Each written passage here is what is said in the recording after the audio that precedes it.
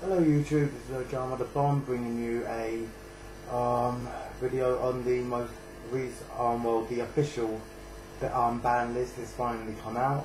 I know I'm probably a bit late on this, but I don't care. The ban list, in my opinion, is interesting to say the least. First off, in the forbidden list, there's only 2 new cards for the forbidden list. We have Future Fusion and Brionac, the Dragon of the Ice Barrier. Now Future Fusion, I'm not going to miss that much, I'm really not. But Brio, I mean, I'd only just got my copy. It was interesting to use it a couple of times, but I barely used it anyway, so it's not going to be that missed. I didn't pay much for it anyway, so yeah, I don't care anymore.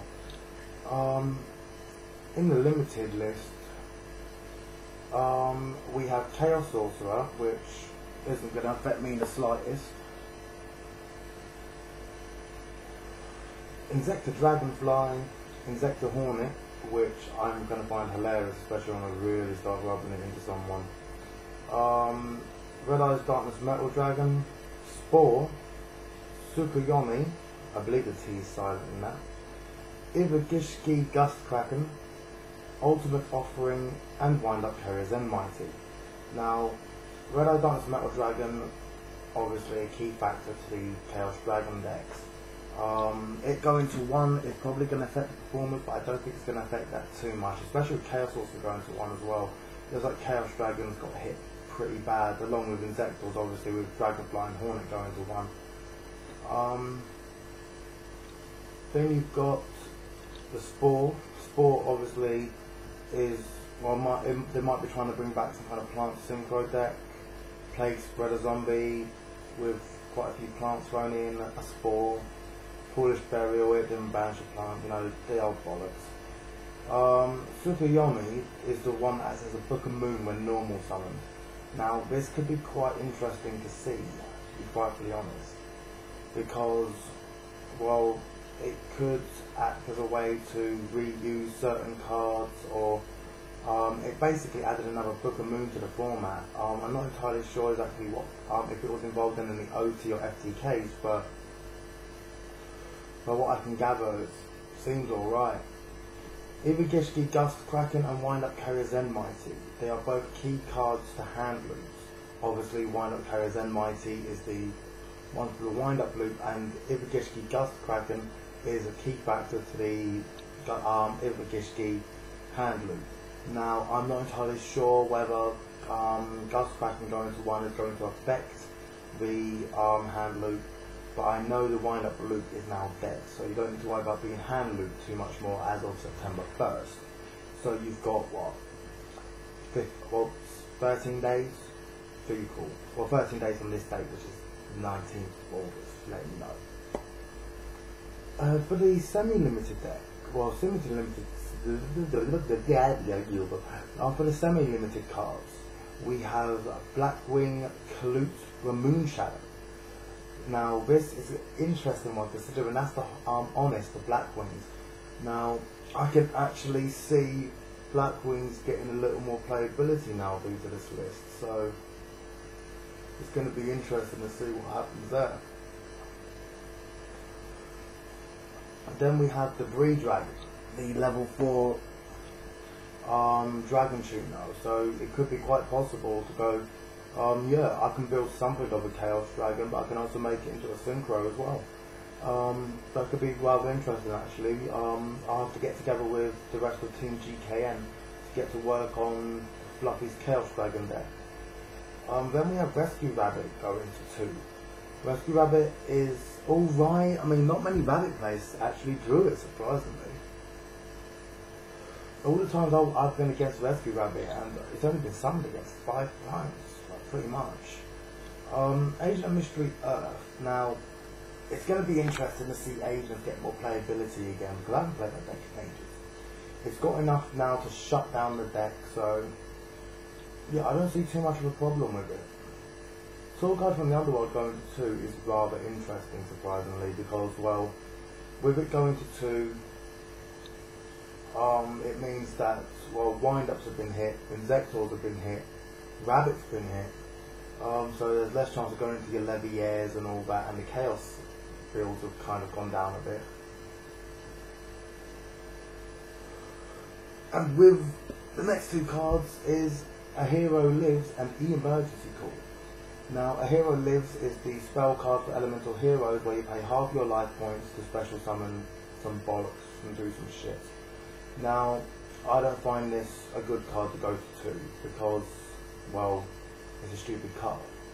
Apart from if you're running like the Glad Beast thing where it changes games or the Elements of Hero thing, who's going to want to pay like a maximum of 6,000 life points to summon a couple of cards? It's stupid, so no.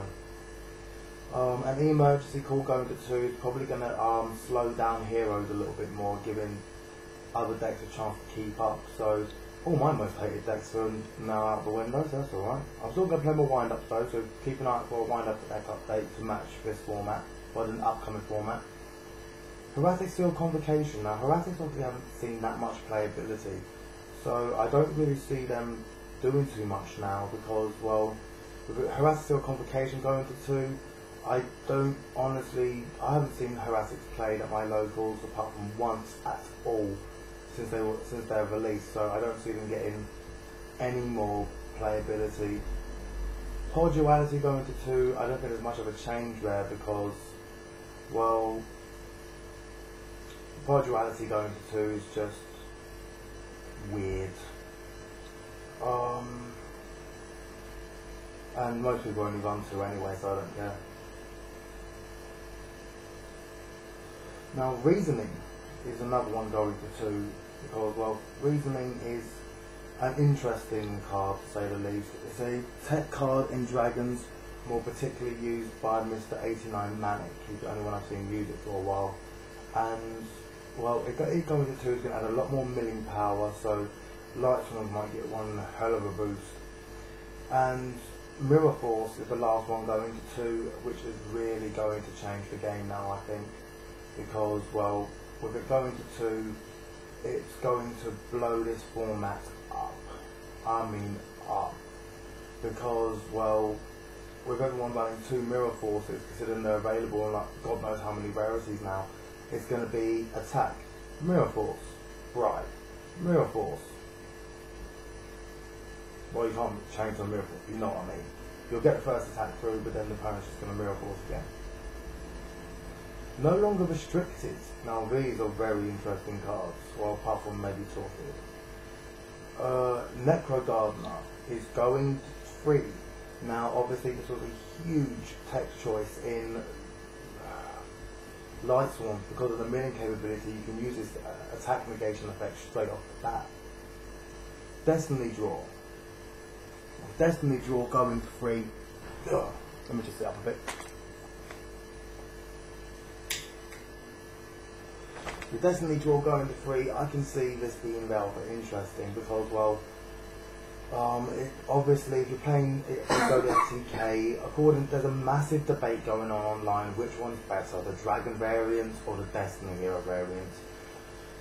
I have found the Destiny Hero variant is a lot more consistent, so with Destiny Draw going to 3, Exodia FTK may make a huge comeback. Emergency Teleport. Well, obviously with that that's now going to 3 as well. So that means you're going to see a lot more psychic tuners. I believe Konami are trying to give that, you know, the synchros a push because since everything else XYZs. Level limit area B is now at 3. Not many people run that now, apart from maybe budget players. But with synchros getting the push instead of XYZ, it's quite possible level limit might come in handy. Might be an idea to side deck that, people. Just an idea. Swords of Revealing Light going to 3. Now, not many people ran this, but of course, unlike level limit area B, it stops all monsters your opponent controls from attacking. The only one downside level limit area B is it affects your monsters as well. Might work in Ojamas. And the last card going to 3 is Magic Cylinder. Now, it's a good old fact. For those of you who do not know or too young to know, I don't care who you are. Magic Cylinder is the good old-fashioned burn card where it negate the effect and burn your opponent that are equal to that monster's attack points. So if you have, I don't know, Blackluster Soldier on the field, equipped in Megamorph, good game. Got 6,000 life points your opponent's about to lose if he gets hit by a magic cylinder. So, yeah, that's it for the banlist, ladies and gentlemen. I mean, with the way this works, it isn't going to affect my Ojamas that much. I'll probably have to tweak it a little bit. And with the wind-ups, they have been hit a bit, especially in the extra deck region. But they haven't been hit too hard. All I've got to do is get rid of a tour guide. So I don't see too much of an issue here, for me anyway.